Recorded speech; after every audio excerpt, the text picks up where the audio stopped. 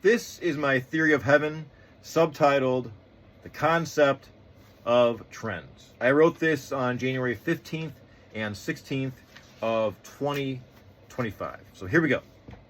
Let us begin with a simple premises. The further something is removed from its original source, the more it becomes a pale imitation of the true essence. This concept of trends reveals itself in many aspects of life.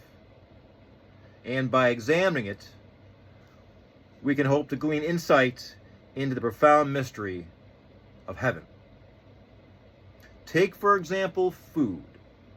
Imagine you want sushi. Unless you are in Japan, or a city with a highly cultivated sushi culture, the nearest option might be prepackaged sushi at a gas station or grocery store. While convenient, these imitations fall far short of authentic sushi. During my travels in Japan, I experienced sushi at a prestigious restaurant in Tokyo. It was an unforgettable symphony of flavors, textures, and sensations. Compared to this, the sushi many of us have access to is but a shadow of the original, a distant echo of the masterful art that sushi truly is. Let us stay with food. Consider Chinese cuisine. Many of us are familiar with dishes like General Tso's chicken. Yet this dish, beloved by many, is entirely absent from authentic Chinese culinary traditions. When friends from the U.S. visited me during my time in China, they were stunned to discover the depth and complexity of real Chinese cuisine. Flavors and dishes so rich and historic that the English language lacks the words to describe them.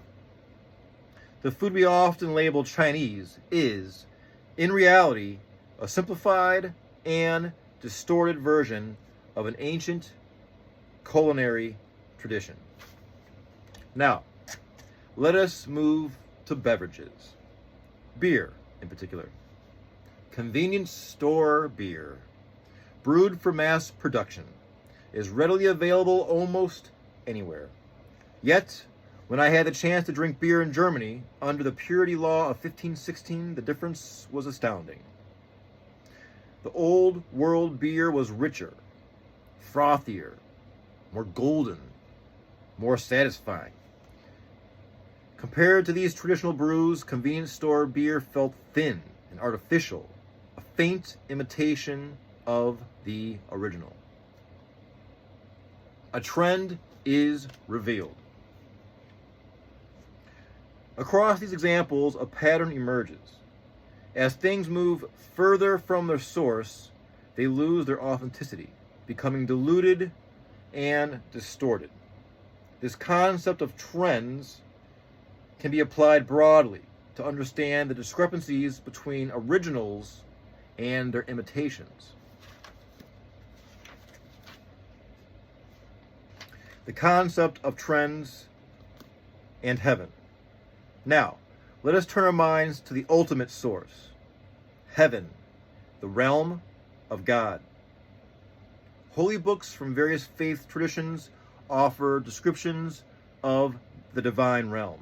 These texts, accessible and revered, provide us with the closest glimpse of heaven's glory available to us in this world.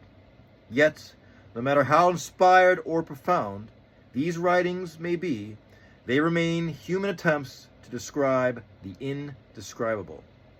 They are reflections, like prepackaged sushi compared to Tokyo's finest, or convenience store beer compared to a German masterpiece. When I deeply contemplated heaven as a place of eternal existence, I found myself unsettled. The thought of eternity in a realm I could not fully grasp filled me with unease, anger, and doubt. How could something so profoundly mysterious be understood, let alone desired? It was through my travels and lessons I learned from observing the trends of imitations that I found a sense of peace.